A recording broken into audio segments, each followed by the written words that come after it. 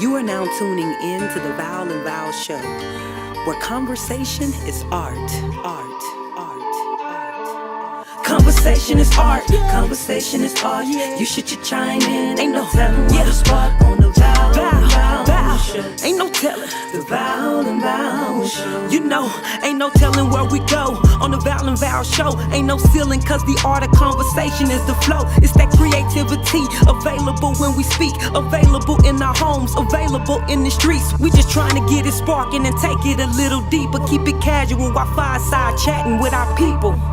Yeah, we take it a little deeper. It get hot when we fireside chatting with our people. Cause conversation is art, conversation is art. You should chime in, ain't no telling what'll spark on the Val, the Val and Val Show, the Val and Val Show.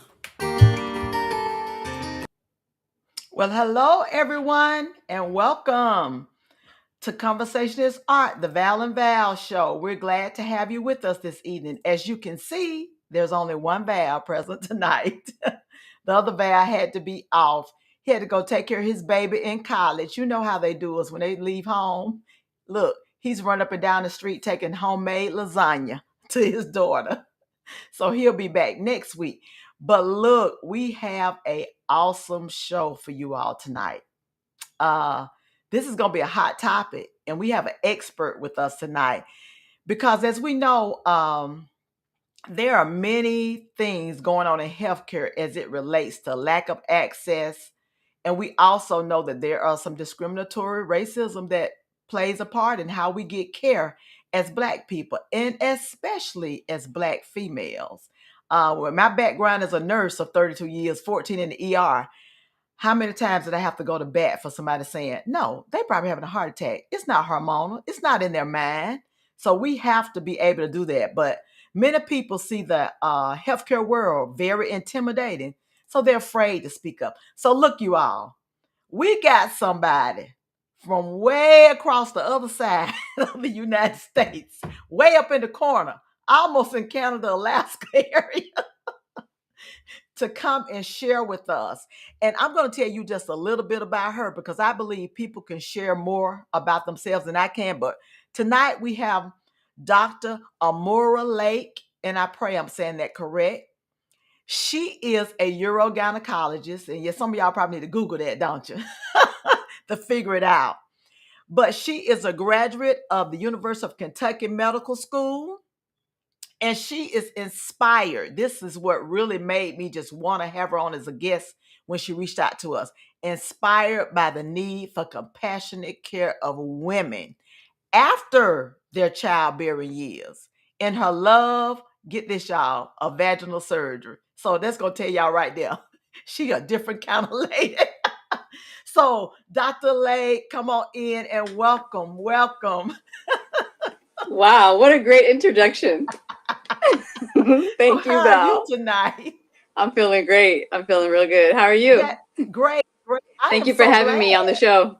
I'm glad to have you. And thank you. I'm glad you found us on YouTube and reached out to us. As you heard me do my introduction, I'm a nurse for 32 years and 14 in the ER. And I am passionate about being an advocate because if you don't see it anywhere else, you definitely get to see it real live and up front in the ED. That's right. Definitely in the ED on all genres. So, with that being said, how we'll start out, we'll just let you give us a little background, a little bit more background, and including that, what led you down the path to even becoming a physician? What inspired you? Okay, here we go. Well, thank you so much, Val, for having me on the show. I thought it was going to be a long shot to even hear back from you, judging from the quality of the productions that you do and the topics. And so it's a real privilege to connect with you here. Thank you. Yes, thank you. And I really love your work. So,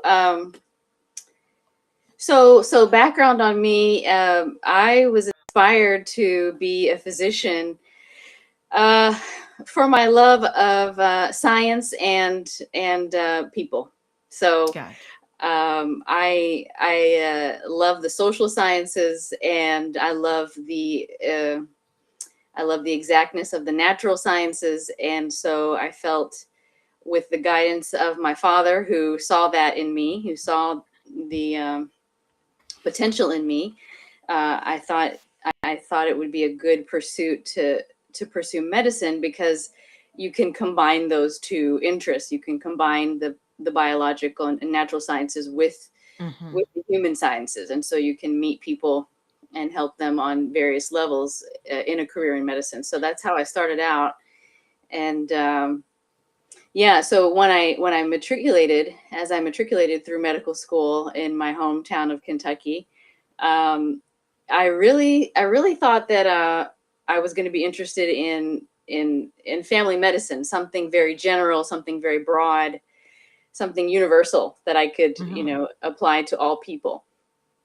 But as I was going through those rotations and the exposure to those disciplines, I found no spark. There was no light. There was no fire with those. And Gotcha. so I kept on and did my gynecology rotation. And the first rotation I did was on outpatient gynecology. And there was actually a private practice gynecologist who had a urodynamic machine. So she was Mm. assessing people's urination, and she also did some general gynecology. And immediately the lights went off in my head and in my heart. I just really, really loved the fact that the patients she was meeting were there of their own accord. They were interested. If they had a UTI, they wanted to know. They needed her help, and she wanted to let them know with the services she could provide. And similarly, if they had a pregnancy and any pregnancy issues, it was an equal partnership. And so that's what I loved about gynecology right away. And then I have always carried an arts and craft box in everywhere I move throughout my life. I always had, it may just been crayons and markers and streamers or something like that, but I always had something that I was making something with. And when vaginal surgery or surgery opened up to me in my training, it was just the perfect marriage of all the worlds, because with taking care of women, they were interested in their health. They provided that very intelligent partnership. Mm-hmm. It's not like I had to convince them that their blood pressure being high was a problem. And then there was the arts and crafts involved in surgery and cutting and realigning tissues that were malaligned. So then I knew that I had to pursue pelvic floor, and it was a new specialty at the time. It was not yet board certified through the American Medical Subspecialties. But it was new, and I decided to pursue my residency in OBGYN so that then I could do the fellowship in pelvic floor. And the rest was history. Once I knew that, I was running to the finish line to be to provide care on that capacity at that level. So that's Yeah, my and I medical was, journey. and looking at I was going over your website. It was just amazing what your patients had to say about you. Oh, thank you. Because, I mean, people don't realize there's nothing like having a doctor, really and truly, that becomes like family. Because that's how I want to view my physicians. And in my adult life, I've never had a male physician. Oh, All of my I because after in that ER, I was like, yeah, I got to go find a woman that can relate to me when I say this is going on. The likelihood of them saying it's all in my mind or just dismissing it is very small. So that's one thing, and I advocate for women. I say if you can find you a female physician. And right absolutely. now, I was never one of those people either. I didn't believe in using my OBGYN as my primary either. So I had two physicians. Oh, I was, yeah, yeah, yeah, I was like, you can handle down there, but you can't yeah, handle the rest. But they yeah, work, but they work together. yeah. So speaking of pelvic floor, I have an aunt, unfortunately, Hmm. who got the mesh early on in life. Okay, okay, here we go. Go right to And it then. she's 88 now and Okay, almost can't homebound because it's a disaster. And okay, yeah, unfortunately, when I found out about her I was like, Auntie, yeah, you don't do nothing without talking to me. yeah, I was able to stop her from having a back surgery, in her early 80s. I was like, don't do yeah, that yet. yeah. Let's But talk about this. Uh-huh. oh God, that mesh. And I audit charts all day. So I get to read Okay, about how this mesh. Yeah. What is going on Oh, with? such a good question. This is just, yeah. Thank you for asking. Mesh Yes. in my world is a four-letter word. It is it's a double-edged sword. So how I explain it to patients is let's see. So in the earlier 2000s, right about around the time that I had decided I was going to do pelvic floor, Mm-hmm. uh, there were a lot of, I would say a handful of medical device companies that were creating mesh kits. And so they created these kits so that they would be uh, easily deployed or easily placed Mm-hmm. in in the vagina, and there were two issues that came around as a result of just how these products were introduced. The first issue was that there was not as much surgeon training with these devices as there could have been, Mm-hmm. and of course hindsight 2020. Mm-hmm. And then the other issue is that there was not a lot of research, ongoing research of the use of the devices as they were being used, and before they were introduced. So what ended up happening, and what caused the FDA to issue the white paper Mm-hmm. in the early 2000s was an erosion rate, which is where the mesh can poke through the skin of the vagina. That's erosion of Yeah. 20%. And that's basically one in every five women who had a mesh placed vaginally for prolapse Mm-hmm. was having this happen. So they were having bleeding, pain, painful intercourse, and that's just, it's not a clinically acceptable rate. It's too high. It's too For high to be real. something that is offered, as mainstream. So that caused the domino effect of all the white papers coming out and the mesh being recalled. And so since that time, the struggle in my discipline has been, and my professional society has been the American Urogynecologic Society, AUGS, Mm-hmm. has been in helping the public and our patients to understand the difference between mesh that was used vaginally for prolapse and Mm-hmm. mesh that was used vaginally for incontinence. So the material itself has evolved over time. It's polypropylene, but the pore size and the breathability of it, the tensile strength of it has definitely evolved technologically. There have been studies and advancements made to make it the optimal sizes and different features. Um, but even when there was the high erosion rate of the mesh used for vaginal prolapse, the mesh used for slings, because it was highly studied and because it was primarily a procedure that was being performed by subspecialists, it only ever had the erosion rate of about 2%, Okay. which is much more clinically acceptable to tell a patient, well, you might have this complication 2% of the time. And so the material might have been the same, but the burden on the vagina, the sling itself is smaller. It's used for leakage with cough, sneeze, laugh. So it's just a ribbon of mesh that's used. And the training was extensive, and the research was extensive. So it was a lot more. It was a lot more. It went through a lot more rigor Than before. to get to the patient bedside than the mesh used for um, vaginal prolapse. What we've learned now, since all the since all the research has been done on vaginal mesh for prolapse, is that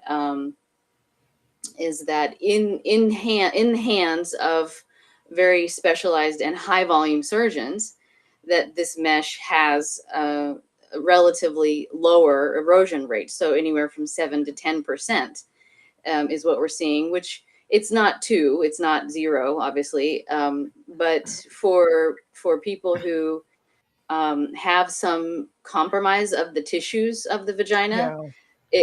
it offers an option for repair and reinforcement.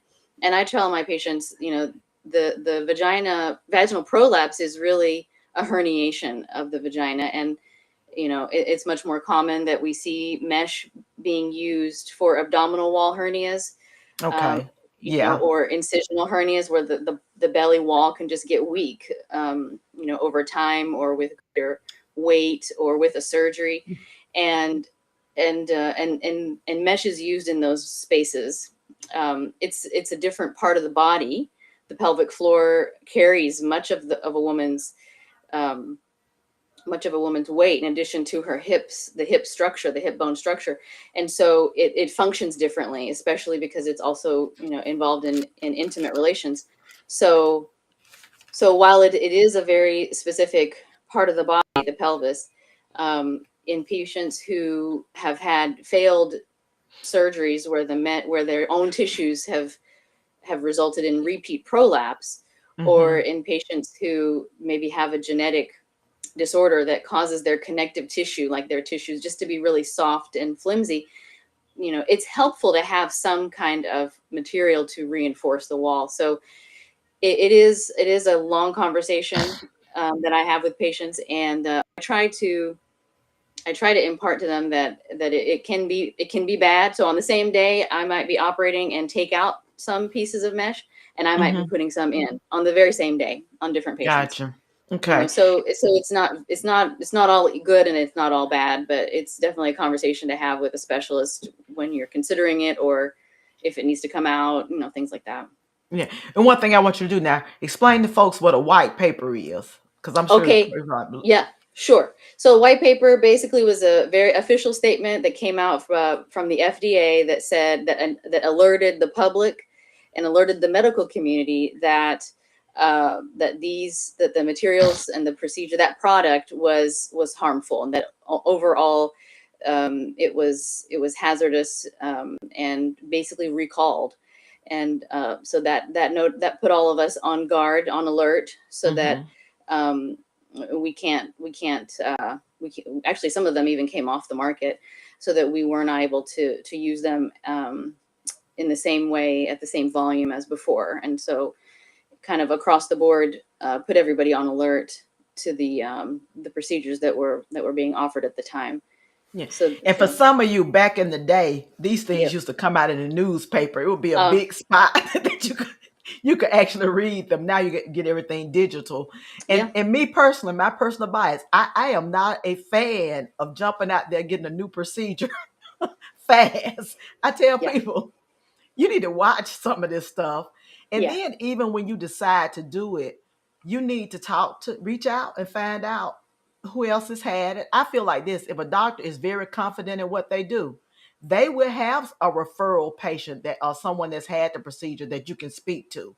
Um, and of course, we know about confidentiality, but if they ask if somebody needs to talk to you, would you be willing to talk to them? Which Mhm. that gives a person much more confidence in the procedure as well as the physician.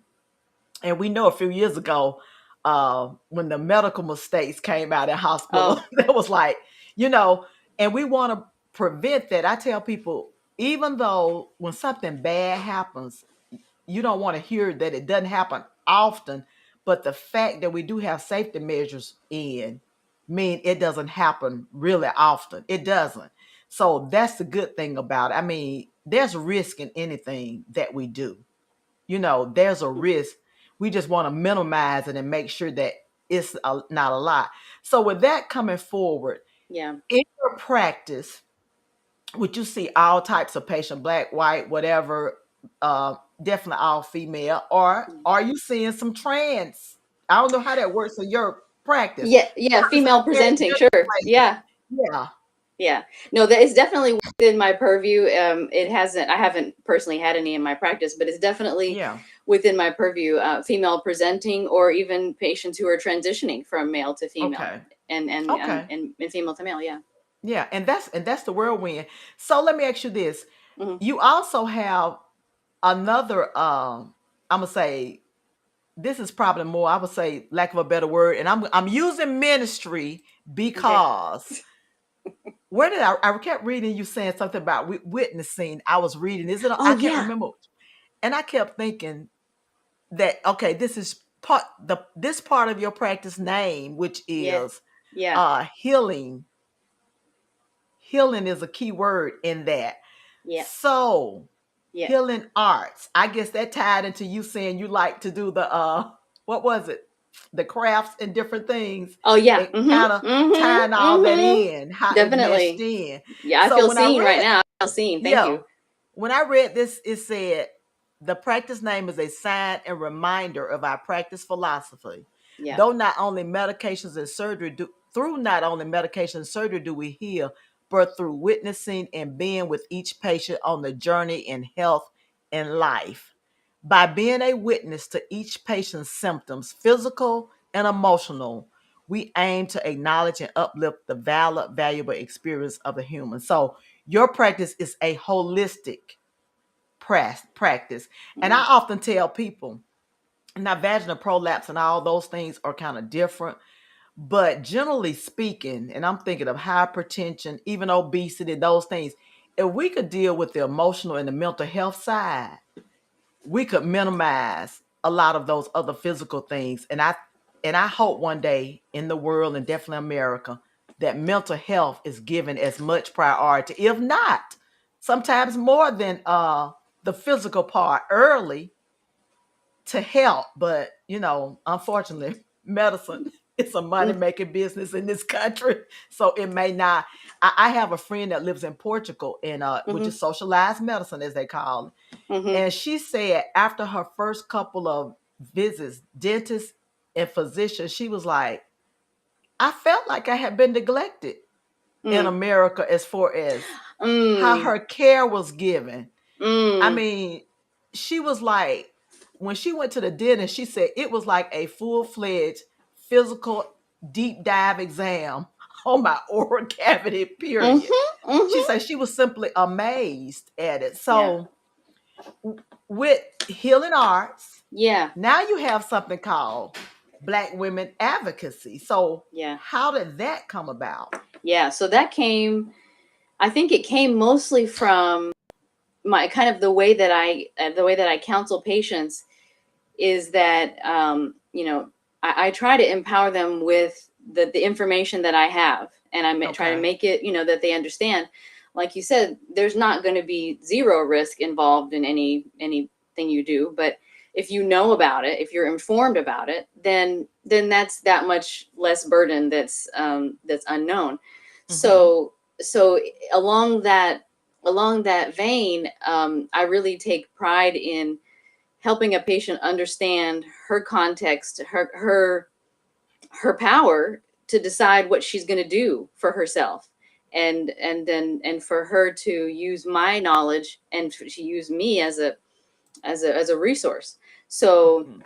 so that's where the healing arts comes in, and I wanted to extend that to all women who may not have pelvic floor disorders, but to all women. And so then I created this company called Black Women Speak, Okay. because I find, myself as a patient, myself as a Black woman, I have been in many spaces where my voice is dismissed or um, diminished, and when it comes down to it, anytime you're in a medical encounter, or any encounter for that matter, but I'm dealing in the medical world, anytime you're in a medical encounter, the power dynamics are malleable.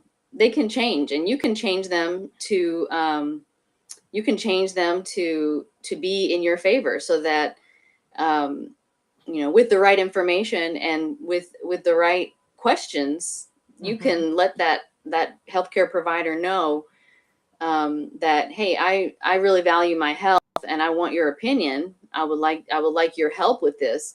But gone are the days when the doctor says, makes a decree about your health and your treatment. Sorry about that light Mm-hmm. situation there.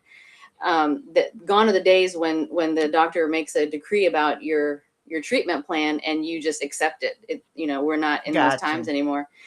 And so Black Women Speak is basically a healthcare initiative, a Black women health advocacy initiative that I developed so that Black women can enter these spaces of medical decision making with as much confidence, knowledge, and preparation as possible, so that their health outcomes, their health goals, their agenda is center.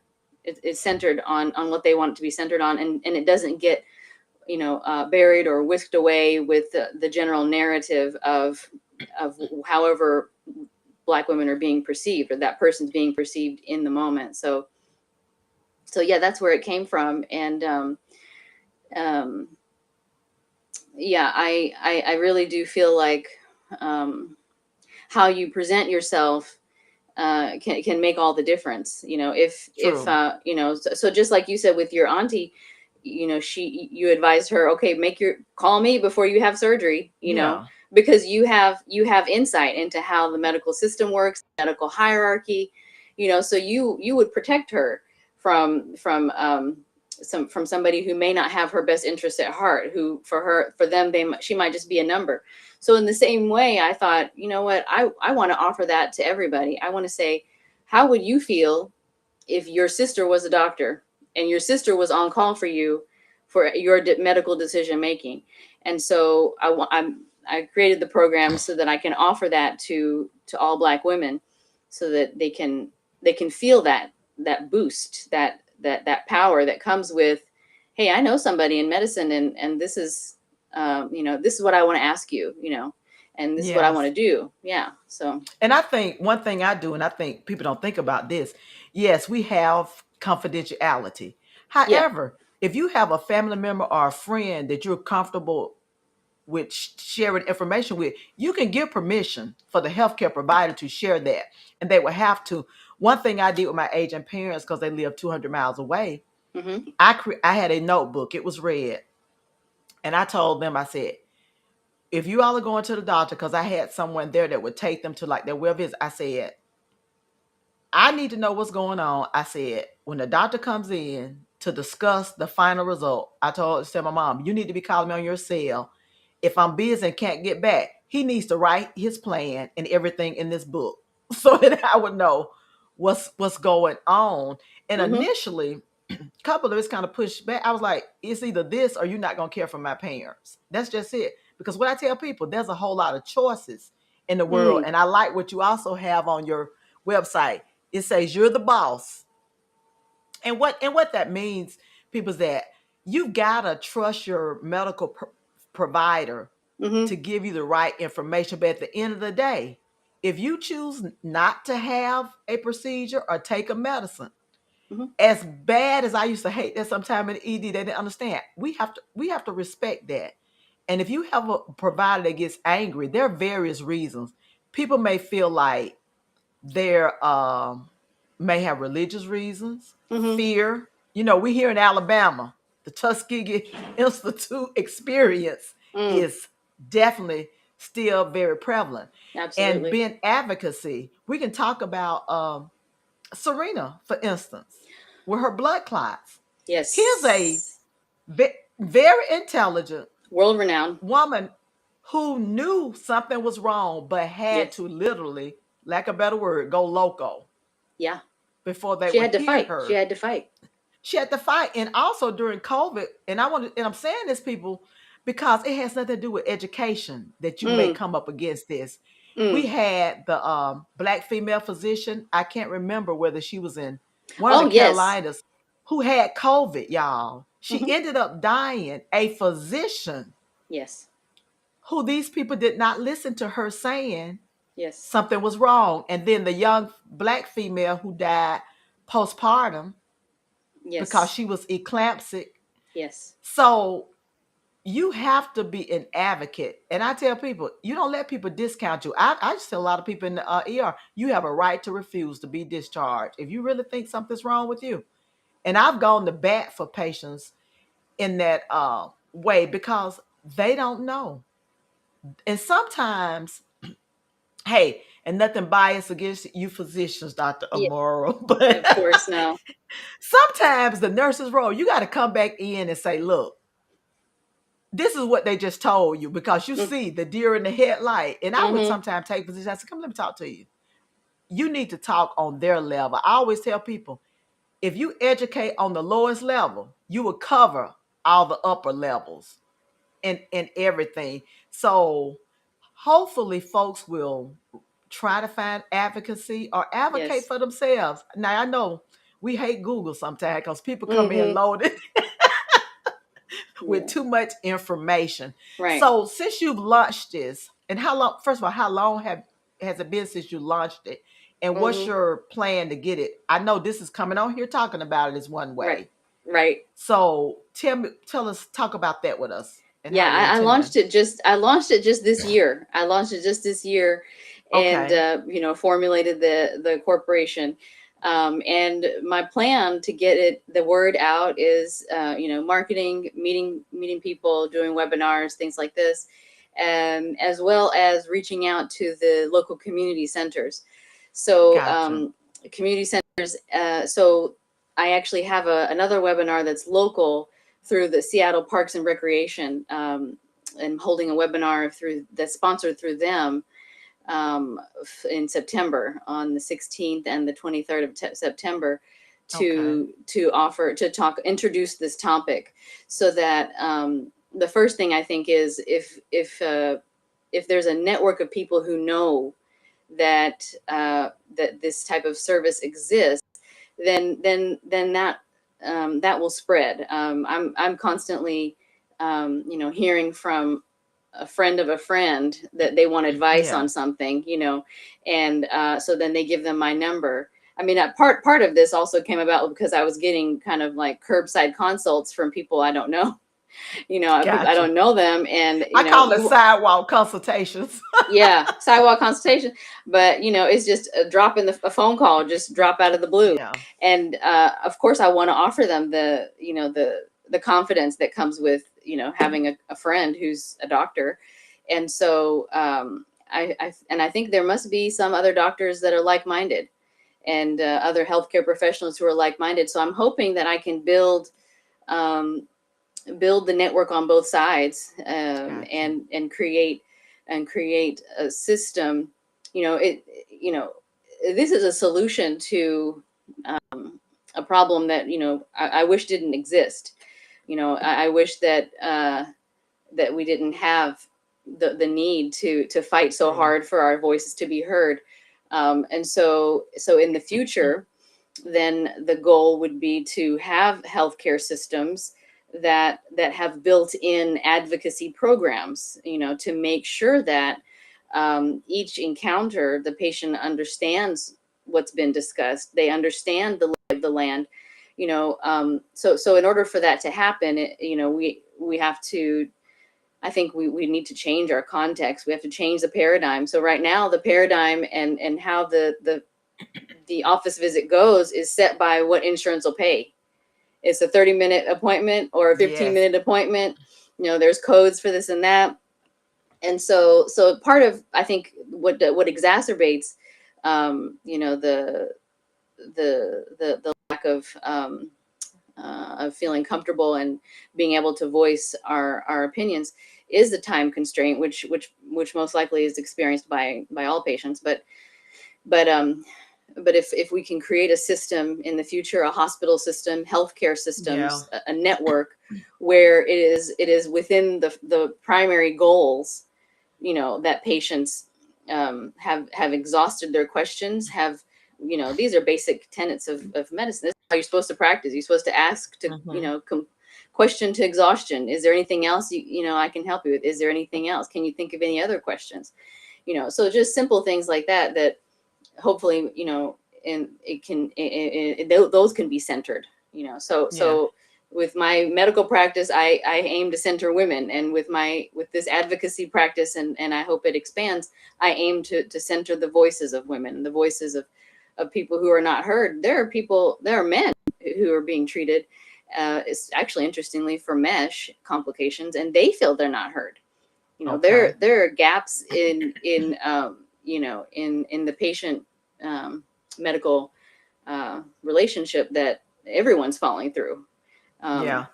and so But you know what you made me just think about, and I'm mhm, almost. I even said at my job. I said, listen, mhm, healthcare disparities have been studied the majority of my career deeply. When I say sure, intently, sure, and I just pretty much said I don't want to be a part of another discussion about a study. yeah, What are we gonna start doing? Because we know, honestly, in America, everyone could have free health care at the end of the day, Mhm. access. When I was growing up, I was like, did we miss something? Even though my parents, we were poor, but on Mhm. paper, and I say Mhm. on paper because I didn't realize that till after I left, because my parents had a great faith, but they also knew how to just get things done. And we Yeah. had the village, the community. Yeah. But I remember, to me, it seems the health department has truly changed their role, because I remember when I was in school, Mhm. they came to the schools. I mean, I got my care at the health department, and it was screenings, it was everything. So Yeah. Yeah. what it seems like now, the health departments have just become like overseers and surveyors of disease, rather Mm. than really Mm. being into prevention like they once were. Mhm. What do you think caused that to happen? Because I think if we go back to Mm. utilizing that model, that would Mm. definitely fill in the gap for a lot of poor, underserved, and marginalized, and definitely Black people and other people of color. Such a good question. So I think it's a complicated context that caused that. Certainly the insurance industry has blossomed. It has just really taken over and extended its reach. I mean, and it's a for-profit business. There's no question about that. There's no mistaking about that. And so, um, yeah, I think it's a combination of just the privatization of medicine to a large degree, and then I think there are other priorities that the powers that be would rather, have us focus our attention on. And so things like basic health care, it seems like it's so outrageous when someone like Bernie Sanders says it should be universal. And then it's almost like that just becomes it becomes a scream into into just an empty chamber. I mean, it becomes because of the hidden agenda at times Yeah. of politicians that we're watching on TV and throughout the media. Um, Sensible, I think, well integrated uh, shepherding and stewarding of resources. Yeah. Those concepts like that they seem like they're way left, and so then it gets painted that way, and then it just gets taken off the table again. It's just we forget about it. There's so much other commotion. Going There's so on much. until Yeah, you get there's sick, yeah. or Then somebody you love gets sick. yeah, and then you realize when you have to use your insurance that it's really not doesn't insure a whole bunch. I mean, you realize a lot of people. I come into to my practice. They don't know what their plan covers, and they don't know until they see the bills that this is not very insured. And they've been paying into these plans for decades. Some people. Yeah. Well, you Um, know what? I even look at the insurance I have, and I tell people this: you yeah, all, yes, you have some comfort in knowing you have health insurance for yeah. some things. I Mm-hmm. say, but you will be amazed what you find out not covered.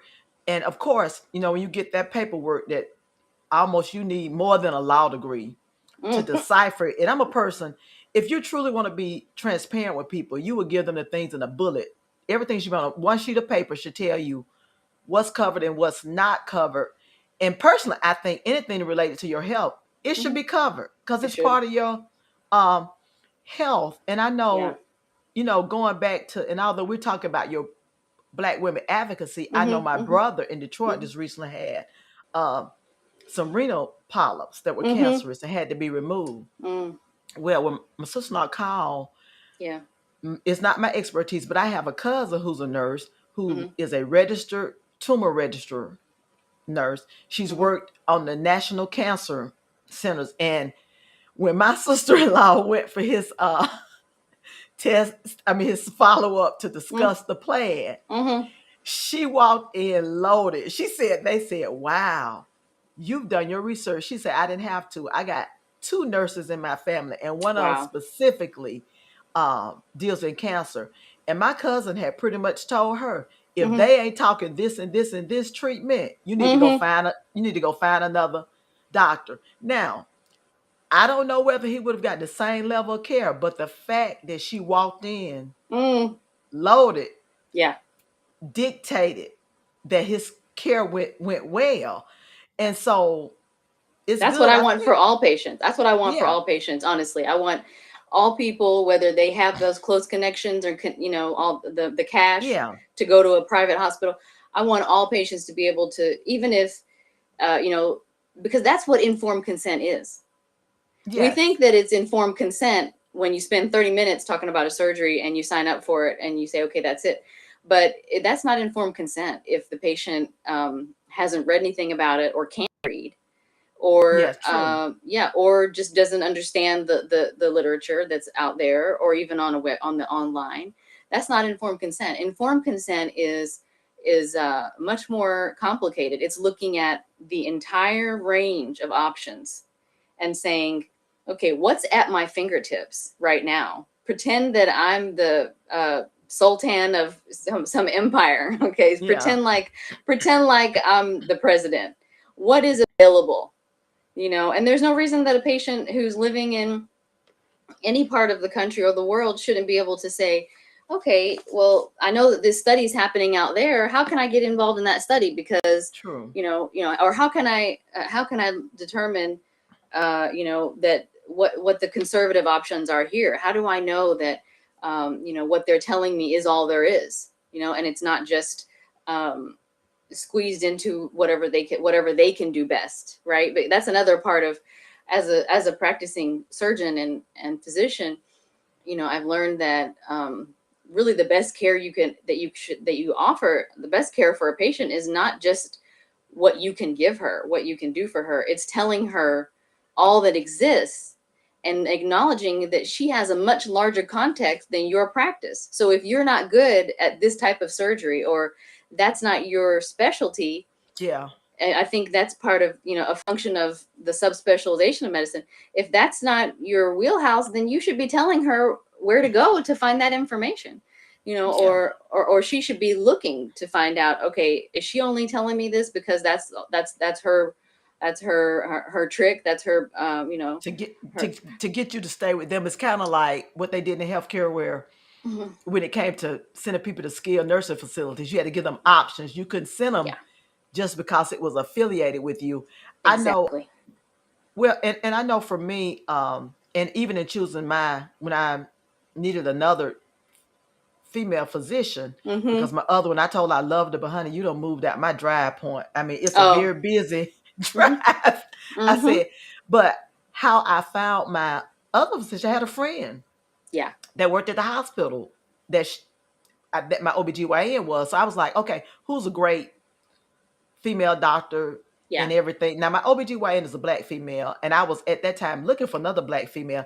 She said, well, Val, you got this. She said, but let me tell you, if you go to her, she said, she's white, but I promise you, just go in for a consultation. Where she was only taking certain patients, and one of them, she did some geriatrics, but Hmm. also women with hypertension was one of her things. And she said the Hmm. reason she chose that was that Hmm. I feel if you control these women early on hypertension, it didn't lead to other things down the road. Mm-hmm. And my first visit, I get this call. It said, she's accepted you. Now Hmm. we need you to set outside a minimum for your first visit Hmm. was 2 hours. Now, me, a Wow. nurse, I was thinking, Lord have mercy, I did the wrong thing. But what Hmm. happened was it was holistic. Yeah. She didn't jump right into about what my health problems was. She did a thorough back first, how you doing? Hmm. Asked me about my family, my career, how I even decided to become a nurse, Hmm. and just some general conversation. And then went into a deep, physical, and just talking about this. And I battle with my weight up and down and all of that stuff. And that's what made me want to stay with her. And it's Hmm. been at least, I guess, about 10 years since I've been going to her. Hmm. But what really has impressed me most is that I've lost two parents under her care. Oh. And she still asks me how I'm doing, even though it's been that long. But in the couple years after, that was always a thing for her. Because my dad Mm, died first, then my mom was mm, having to care for her. And I remember one mm. time I had done really well with my exercise, my weight, and I was like, I'm just tired because I was Yeah. going driving back and forth. And she stopped me. She said, "Listen, Valerie." She said, "You done good." She said, "Your priority right now is your parents." She said, "Keep eating as healthy as you can on the road, fit in your exercise, but put that on another level right now and Mm-hmm. take care of your mom." She said, "That's more important for your mental health." And I didn't lose any weight during that time, but I maintained it Yeah. because I stopped stressing about, oh, I want to lose these extra. She Yeah. said, she said, that's not going to be healthy for you. She said, you having to drive a 400-mile trip every 2 weeks. Mm-mm. Let's make the main thing right now. So I really appreciated Yeah. that. So folks, let me say this. This is my soapbox. Mm-hmm. There are plenty of physicians and healthcare providers in this world Yeah. that you do not have to keep going to someone that dismisses you or Yes. that's been in your family's physicians forever. That may not be the physician for you. And I would tell anybody, if it's a medical doctor, OBGYN, your dentist, or whomever is going to provide you any care, shop around, ask people. And I believe in going on reading the reviews and everything that they do. But I chose a dentist one time. I sit outside Mm-hmm. and talked to people as they came out of his office. Mm-hmm. Mm-hmm. And the thing that made me, they say he's an excellent dentist, but they said, Valerie, you're going to feel like family. And he just retired. Brought Mm. to, because when you went in, it wasn't just about your mouth.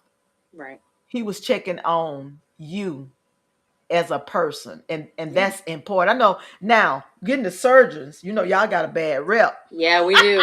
Yeah, we do. I'm not gonna lie either. That's true. Of being impersonal, and Yeah. definitely females get it worse because they're like, oh, females. But I've had male surgeons throw stuff across the room, and I Right. never had a female surgeon do that before. Right. Yeah. But I'm glad to see you, definitely been a black female, that this is definitely more than just your career. This is a passion, a ministry for you. And Definitely. I'm gonna go back to what something you said earlier, is that your dad saw Mhm.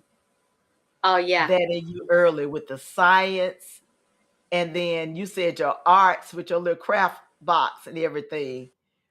He nurtured you Yeah. to go Yeah. on.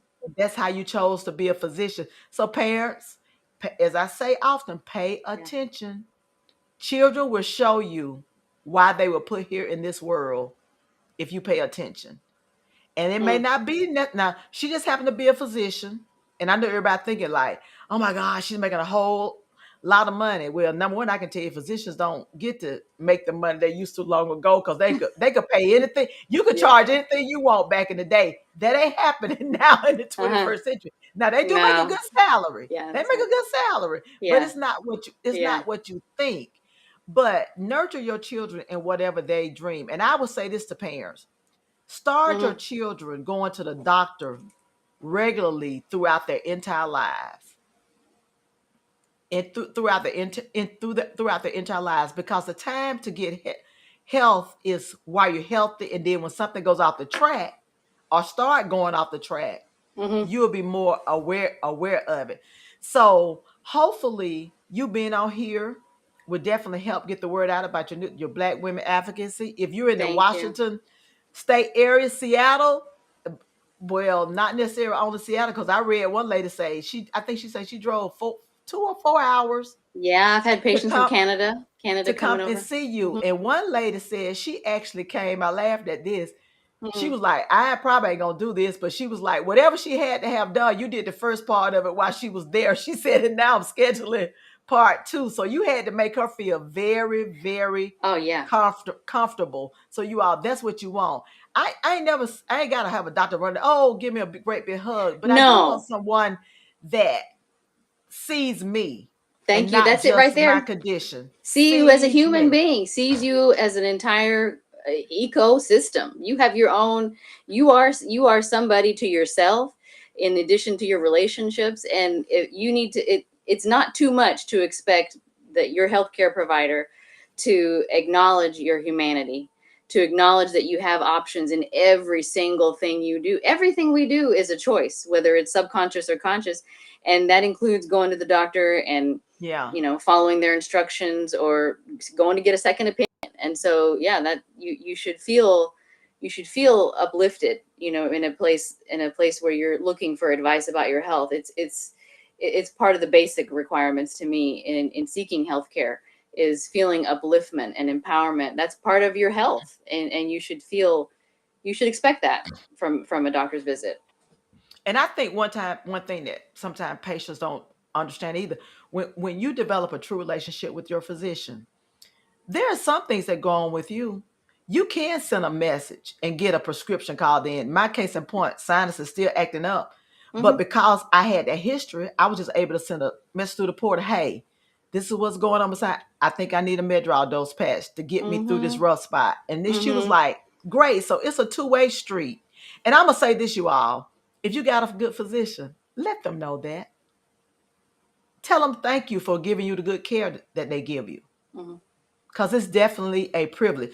So, Dr. Lake, I'm going to be helping you with this Black women advocacy, because that's in my wheelhouse. I have about 3 Right. more years before I can Hallelujah.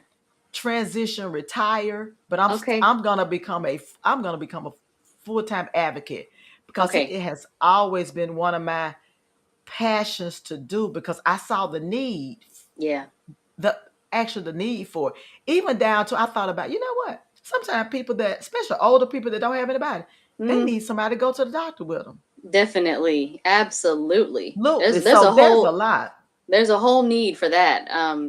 Definitely. One thing that came to mind while you're talking was, uh, in my medical training, there's a very well respected doctor, William Osler, and he was has a quote that says, uh, the patient, I can't remember the exact words, I'm paraphrasing here, but the patient, listen to the patient, because the patient, he knows the diagnosis. For sure. And I Listen would to the definitely patient. say that with females. I never Absolutely. forget my career. Um, had this middle-aged Black female, and every lab came back Mm-hmm. normal, all of this. And she just was like, I don't feel right, don't feel right. Now she was being admitted, but all of a sudden she coded, was having an Oh. MI. Mm-hmm. Finally figured out it wasn't even the typical epigastric gastric pain. It Sure. was more like a dull ache.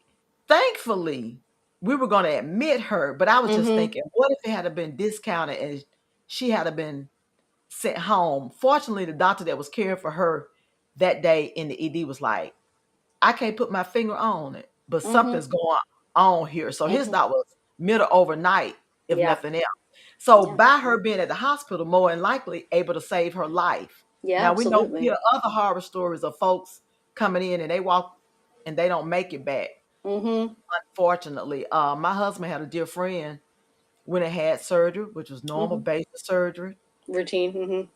came out, called the doctor back. She had a hysterectomy. Called her back and was like, something's wrong.